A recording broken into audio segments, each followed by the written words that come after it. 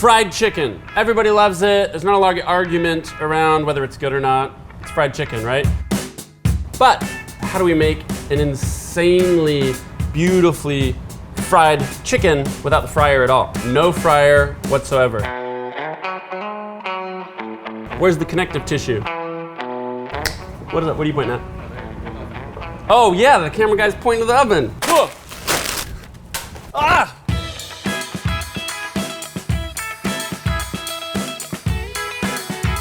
When you put chicken or whatever in a deep fryer and you see this bubbling and foaming and boiling, that's water expanding to steam, leaving the deep fryer. And that's good for a couple of reasons. One, you're just trying to get water out of the food. It's helping raise the temperature of the food, it's cooking the food, but also all those steam bubbles, all those like fissures that are happening are breaking apart textures in the skin, breaking apart textures in the breading, making it lacier, crispier, more tender on the surface at the same time. Normally you can just deep fry the whole thing in one step. We can't just air fry from raw chicken in one step and expect those same perfect results. There's so much moisture in the food itself, whether it's a chicken breast or a chicken thigh or chicken leg, that the air, and this is the air frying aspect of it, that convection air can't really get rid of that water fast enough out of the whole system to get you basically a nice dry crunchy surface before it overcooks the interior. So basically what we're gonna do is separate out the cooking of the meat to get maximum juiciness from the actual frying, giving you a crunchy exterior, right? So I want both those things. I don't want to sacrifice on that. As soon as light meat kind of dries out, you don't have any of that fat and collagen to keep it juicy by the time your skin's nice and crunchy. So we're gonna do dark meat. We're gonna do legs, we're gonna do thighs, and we're gonna leave the skin on. Sometimes when you deep fry chicken traditionally, the skin gets a little tough and leathery and chewy, and that's because you actually haven't broken it down from collagen to gelatin yet, but that's guaranteed here because we're separating the cooking from the air frying. So our skin's gonna be doubly delicious for this one. We're gonna just separate the thigh, the leg. We've got all sorts of butchery videos on Chef's Up so you can see. There's kind of a magic line here in chicken too. See where these muscles, right here, usually can go right through. Huh, huh. Oh God. I used to work for this chef, classic French chef in Paris. I saw him fire a guy because he threw salt, like boom, right on a piece of fish. He fired him. He was like, everything you do is seasoning.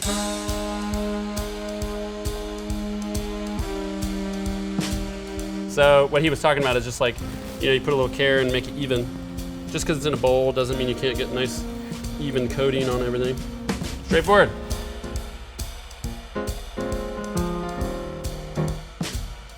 Chicken's gonna go in my little broiler rack tray, baking tray. You can do it in a pan. We wanna keep it juicy, so we gotta cover it. That moist cook's gonna actually cook it faster, and it's gonna break down the collagen and make it more tender.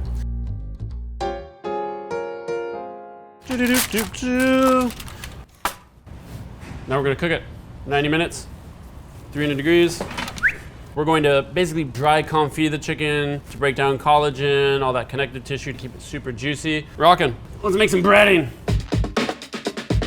You can't go from a raw flour, then the buttermilk and the raw flour again, right into an air fryer. You just can't get enough heat energy into the crust to go through that same transformation, which is hydrating, gelling, then dehydrating. And that's kind of the magic of a really good fried chicken crust. So the insight that our chefs had was, why don't we put a breading on it that's already gone through that? Why do we have French fries and potato chips? There's a big difference between crunchy and crispy. Crunchy, crispy, crunchy, crispy, big difference. We're gonna get crunch, flavor, and color from French fries. And then we're also gonna smash up potato chips for a little bit of crispiness. So our air fried chicken's gonna have a nice mix of crunch and crisp all at once. Let's have a conversation about all the work that the kitchen's already done here. Whoa! One of the problems with battering or getting something wet when you're gonna air fry is it goes through the rack, or if you put it in a tray, it stays wet on the bottom. One of the beauties of deep frying in oil, right, is it's floating, kind of like weightless a bit. So you're not gonna be able to treat batter like that in an oven when the gravity's gonna pull the batter through the rack. It's gonna be a mess. So we have to start with something dry. But it was kind of convenient because starting with something dry means something already pre-cooked. So this is what the chefs came up with. Let's try all the different fried, crispy, crunchy snacks out there, right? Let's try crackers, let's try breads, panko, all these sort of things. One of the things I really liked and I was excited about was saltine crackers. And as soon as they tried it, this was obvious later, and I was just totally wrong about this. They're too lean, so when you air fry them, they just get like burnt edges, and then they still have kind of like a little bit of chalky texture and flavor to them. So then it was like, let's try like Ritz, or you got a lot more fat in them. So I think that works a little bit better, but they're still kind of sandy and dusty. There's not a lot of crunch to them. So anyways, they got into chips, chicken and a biscuit, and all these sort of things. Doesn't mean you can't use Cheetos or Funyuns or Cool Ranch Doritos or flamin' hot onion flavored ring Funyuns. This was our favorite because we wanted something that was a little classic. I didn't want to make a Cool Ranch fried chicken. You totally can. I can't just put curly fries on the chicken, so we gotta blitz them up first. Depending on the French fry you have, some maybe would have more moisture than others. You wanna be careful you don't just make a puree. Let's look at it. I'm gonna stop here, knowing that I can chop it up more later if I so choose. Not very curly anymore. Check this out. I just blitzed up all those curly fries. These guys are going in the oven for a bake. It's gonna take 60, 90 minutes. This is what we're going for though. Want to be nice and dark, and you can hear it, right? What do these sound like? Doesn't sound crunchy. So two things that we're going for here. One, getting rid of that water. That's water that we don't have to get rid of when we air fry the chicken, which is good because if it goes in with less water on the surface, half the battle's already won, right? Like we're already on our way to a crunchy, crunchy chicken. I already zeroed out these trays on the scale, 600 grams, 295, so half the weight. Right now that's 300 grams of water that we got rid of from the French fry. Like we're home stretch, like as far as achieving flavor and crunch right here, right? The air fryer's almost just gotta stick that and glue that to our chicken. We're looking good. So I'm gonna pop these in the oven though. 60 to 90 minutes. They're dehydrating, caramelizing, they're maillarding, crunchy-fying. All right, let's move on to the crispy part. This is our Lay's potato chips. We're gonna get the crispy from here, really simple. We gotta turn it basically into a breading, so we gotta smash them up. I'm just gonna start with a smash right in the bag. I think so far, like out of all the trials our chef's done, they like them a little bit finer because that fineness kind of adds into the crunchy bits, because the more large particles you have, the harder it is to get them to stick, right? But if they're too fine, it's just kind of sandy and cakey, so. That's good for me. I think it's gonna look really nice. You can just smash them up, call it good. If you wanna level up, bake them till they're nice and dark. You got some dark ones? Magic camera. Nick's got cooked ones. This is just gonna have more toasty, roasty flavor compounds than this one. It's been 90 minutes, our chicken's cooked. Chicken comes out, what you're gonna actually wanna do is just throw them in the fridge, let these cool. We don't wanna bread and air fry hot chicken for a couple reasons. One, that hot chicken's gonna be, you're gonna see it's gonna be very tender, so it can like, you know, it's almost like confit, so we don't want it to fall apart and just fall into bits. But two, the longer that the chicken's at that really steamy hot temperature, the more it's gonna dry out, and that moisture is gonna be driven into your crust. Does that make sense? Does that make sense? I can't stress that enough. Cool off the chicken, okay? But I'm gonna open it up and show you, and not cool off the chicken right now. It's like pepper and all those spices, and the chicken's kind of like poached. Woo! It's hot, but this is like super, super juicy, super tender. However you want to cool them.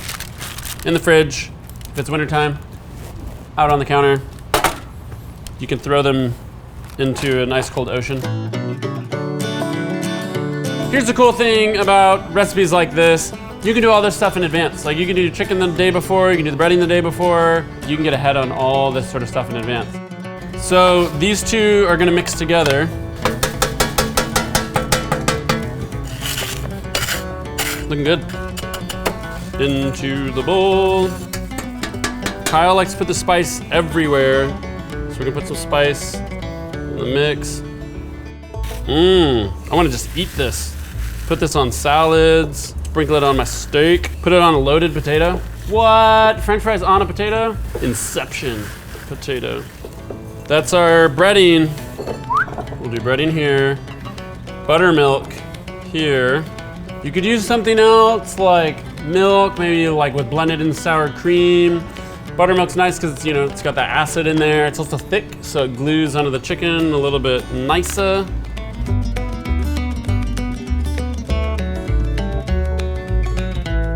That's our cold chicken. It's cooked, it's tender. This is where it comes together. Do we think we're ready for this? Are you guys ready? So I'm gonna drop the top in here first. Bury it. Press your goodies on it.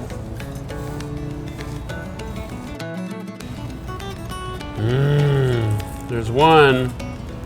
One of the things that's kind of tricky with the air fryer, and this goes back to getting the moisture out, if you add a real thick layer of breading and do a double breading, it's hard to get that dried out before the chicken overcooks and gets dried out itself. We also tried egg, a little egg wash to thicken it up and to cook it on, but anybody who bakes knows, eggs make things chewy, so it's kind of tricky to get a nice crunchy, crispy breading when you got egg in there. If you notice, I've got this air fryer rack, flash basket, but there's also parchment on it. Parchment just helps the chicken not like glue to the rack, keeps it tidier so all that breading or whatever's not floating to the bottom of the oven. Okay, last piece. I want to show you guys one last little trick.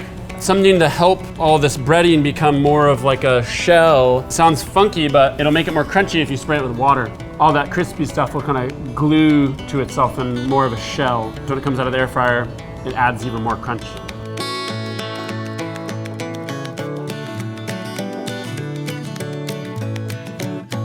Are you ready for this? This is it, 14 minutes air fry, home stretch. Air frying is just maximum convection possible. So again, it's 400 degrees temperature, but when you have an air fryer on, it's moving heat energy around as efficiently as possible. So it's 400 degrees, but it's a lot of 400 degrees. Magic.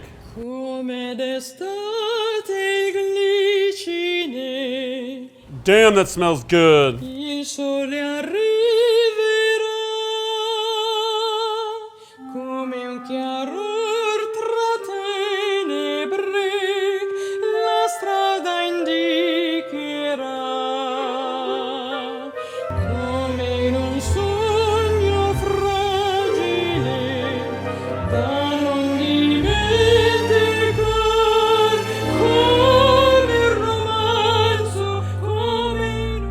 Air fried chicken, it's a thing, it can be done. Yeah, I know, they look a little different. That's okay. This one's made by scientists from the Midwest. This one's made from scientists in the Northwest. The chef set this recipe up so it holds really well. Like you can hold it in the oven warm for a long time. So if you're not ready for dinner, you want to do multiple batches. This one's been out of the oven 20 minutes ago and I can just even feel that it's still got like crunch and crisp to it. But the big one for me is like the texture. I'm not even gonna do the leg. I'm not into the leg, I'm gonna do the thigh.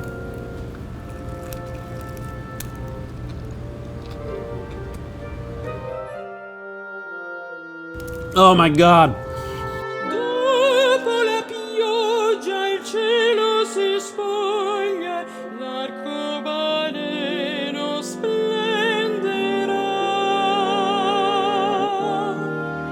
Look at that juice. So steamy, crunchy. And it's not that easy to get like a dry crunch so close to such a juicy protein. But that's what the 2 steps are all about.